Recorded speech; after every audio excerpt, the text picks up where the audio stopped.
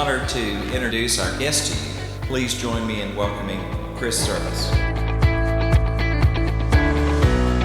I'm going to tell a quick story about a buddy of mine named Charles Suter. Charles is the Homeowner Association president. He was frequently on the phone with New York. He continued to call and make requests. The young attorney one day said, "Mr. Suter, you need to get a hobby." Charles said, "Young man, you are my hobby."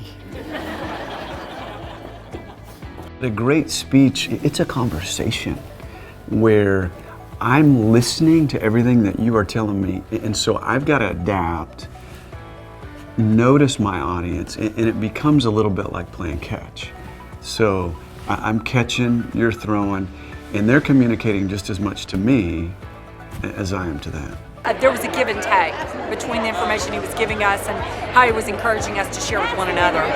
As you guys have found something in your business that is going well, make that your hobby.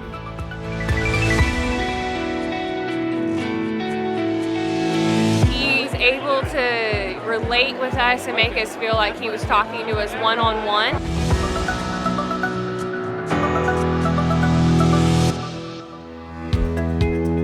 I'd studied communication in grad school, and so I knew I wanted to speak, but I was doing other jobs. Well, when somebody said, "Hey, can you speak to this corporation about some workplace communication?" And so I said, oh yeah, I can do that. And I just loved it. Leadership used to be about responsibility. Today we've moved to the fact often that leadership is about, I want to build my resume. Some of you guys need to step forward and change the issue and put it on your shoulders for everybody in this room. And I just want to challenge you to think, does that need to be me? What I appreciate is that he took a large concept and broke it down and made it simple so it will be more easily applicable. I have been married for 17 years. I have 5 children. Probably the best times are when we're having a conversation around dinner and everybody's engaged and the world has stopped around us.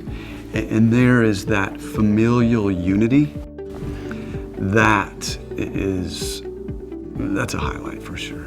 He talked about his family too, and it wasn't just business oriented. It made it feel more like I was just talking to him. I want you to build some community with others in business around you.